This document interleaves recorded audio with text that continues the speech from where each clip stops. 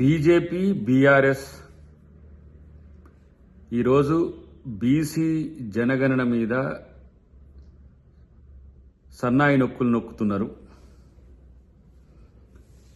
Congress party demand చేస్తున్నది తెలంగాణ ప్రభుత్వం ఏ విధంగా కుల జనగణన రాష్ట్ర వ్యాప్తంగా చేసి బీసీలకు 42% ఇవ్వడానికి బిల్లు పెడుతున్నదో అదేవిధంగా 2025 సెన్సెస్ను కులాల వారీగా జనగణన చేసి బీసీలకు దేశవ్యాప్తంగా 50% రిజర్వేషన్ ఇవ్వాల్సిన బాధ్యత బీజేపీ ప్రభుత్వానికి ఉంది.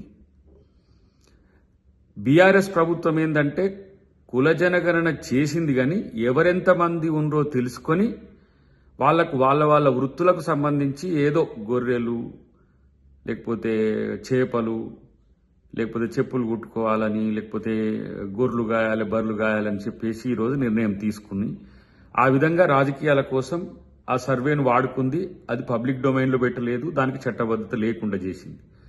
ఈరోజు మేము చేసిన బీసీ రిజర్వేషన్ల మీద కానీ కుల జనగణన మీద కానీ బీజేపీ బీఆర్ఎస్ ఒకటే పాట పాడుతున్నాయి. దీన్ని బట్టి తెలుసుకోవచ్చు మనం. బీజేపీ ఇలా బీసీ ప్రధానమంత్రి అంటున్నారు, కన్వర్టెడ్ బీసీ అని అంటే బాధపడుతున్నారు. ఇక్కడ ఉన్నది కూడా బీసీ నాయకులే, బండి సంజయ్ గారు కానీ ఈటల రాజేందర్ గారు కానీ లక్ష్మణ్ గారు కానీ వీళ్ళు ముఖ్యమైన నాయకులుగా బీసీ నాయకులుగా ఉన్నారు. మీరెందుకు దేశవ్యాప్తంగా 75 సంవత్సరాలుగా బీసీలకు అన్యాయం జరుగుతుందని చెప్పి కాంగ్రెస్ మీద మీరు గతంలో దుమ్మెత్తిపోసిండ్రు. ఇప్పుడు మీ ప్రభుత్వం 3వసారి అధికారంలోకి వచ్చింది, బీసీ కమిషన్ వేసిండ్రు. బీసీకి రిజర్వేషన్లు చట్టసభల్లో ఇవ్వడానికి మీకు వస్తున్న సమస్య ఏంది?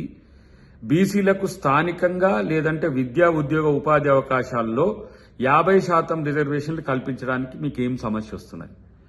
మీరు ఈడ రాజకీయాల కోసం ఇష్టానుసారంగా మాట్లాడుతున్నారు. ఏదో అవునంటే కాదనిలే అన్నట్టుగా మీరు చేస్తున్న ప్రయత్నాలన్నీ కూడా చూస్తున్నాం. కానీ మేం డిమాండ్ చేస్తున్నాం, రేపు మా ముఖ్యమంత్రి గారు కూడా కేంద్రాన్ని డిమాండ్ చేయబోతున్నారు. మా రాహుల్ గాంధీ గారు కూడా ప్రధానమైన ఆశయం అదే, బీసీలకు రిజర్వేషన్లు సాధించడమే రాహుల్ గాంధీ గారి జీవిత లక్ష్యం.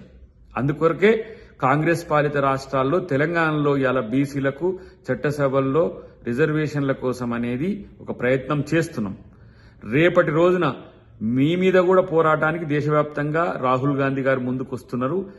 మేం పాలించే రాష్ట్రాలు, అది కర్ణాటక కానీ హిమాచల్ ప్రదేశ్లో కానీ జార్ఖండ్లో కానీ ఆ ప్రయత్నాలు మేము చేస్తాం. ఈరోజు ప్రభుత్వం వచ్చి 1 సంవత్సరంలోనే ఇన్ని అభివృద్ధి కార్యక్రమాలతో పాటు మేమిచ్చిన హామీలను నెరవేరుస్తుంటే బీజేపీకి బీఆర్ఎస్కు కంటగింపుగా ఉన్న మాట మేము చూస్తున్నాం. మరి మీరిచ్చిన హామీలకు సంబంధించిన మాట ఏమిటంటే మాత్రం నోరు మూసుకుంటున్నారు.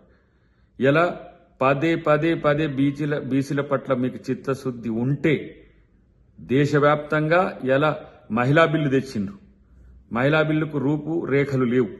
మణిపూర్లో ఏ విధంగా హింసాత్మక సంఘటనలు పెరిగినాయో ఆ విధంగా దాన్ని చల్లార్చడానికి మహిళా బిల్లు తెచ్చిండ్రు. దానికి సంబంధించి ఇంతవరకు చర్యలు లేవు.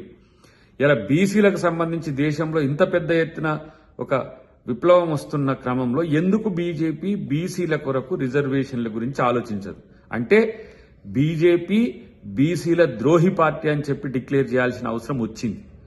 లేదంటే ఏ విధంగా ఈరోజు వాళ్ళకి బీసీలకు మేము దగ్గర అని చెప్పుకోగలరు? కేవలం వాళ్ళ యొక్క రాజకీయ పబ్బం గడుపుకోవడానికి ఆ రోజున బీజేపీ బీసీ కార్డు వాడి మోడీ ఒక కన్వర్టెడ్ బీసీని ప్రధానమంత్రి చేసి ఈరోజు ఓట్ల దండుకోవడానికి చేసింది. కానీ ఇలా సీట్లు ఇవ్వండి, రిజర్వేషన్లు ఇవ్వండి, లేకపోతే బీజేపీ బీసీ ద్రోహిగా దానికి వంతపాడుతున్న బీఆర్ఎస్ బీజేపీ తొత్తుగా ఈరోజు బీసీలు గుర్తించాలని విజ్ఞప్తి.